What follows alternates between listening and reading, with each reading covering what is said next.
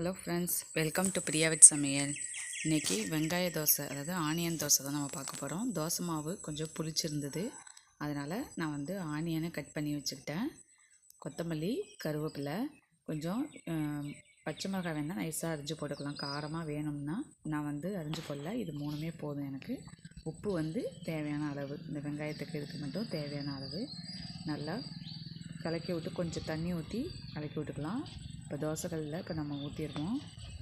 தோசைக்கல்லில் சும்மா ஒரே மொத்தமாக ரொம்ப மெலிசாக ஊற்ற தேவை கிடையாது, மொத்தமாக நம்ம ஊற்றி வச்சிடலாம்.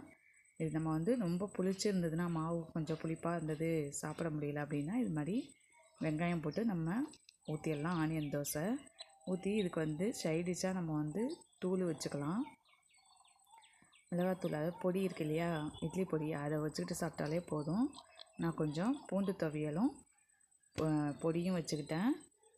இப்போ தோசையை திருப்பி போட்டுடலாம். கொஞ்சம் சிம்மிலே வச்சு இதுங்கணும். எனக்கு கொஞ்சம் கழுகுன மாதிரி இருந்தால் தான் நல்லாயிருக்கும்ட்டு நான் அப்படி வச்சுருக்கேன். இப்போ ஆனியன் தோசை ரெடி, பொடி பூண்டு துவையல் ரெடி ஆயிடுச்சு. காலைல டிஃபன் ஆனியன் தோசை பொடி. வாங்க ஃப்ரெண்ட்ஸ் சாப்பிட்லாம். மத்தியானம் லஞ்ச் சூடான சாதம், பருப்பு தாங்க வச்சாச்சு. இன்றைக்கி பருப்பு வச்சாச்சு, பருப்பு சாதம் மாதிரி சாப்பிட்லான்ட்டு. பருப்பு துவையல் வச்சாச்சு, கடல துவையல், கோஸ் காரக்கறி பண்ணியிருக்கோம். ரசம் கொஞ்சம் வச்சாச்சு.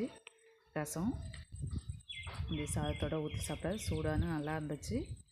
வாங்க ஃப்ரெண்ட்ஸ் சாப்பிட்லாம். உங்களுக்கு பிடிச்சிருந்தால் லைக் பண்ணுங்கள், ஷேர் பண்ணுங்கள், கமெண்ட் பண்ணுங்கள். வாங்க ஃப்ரெண்ட்ஸ் சாப்பிட்லாம்.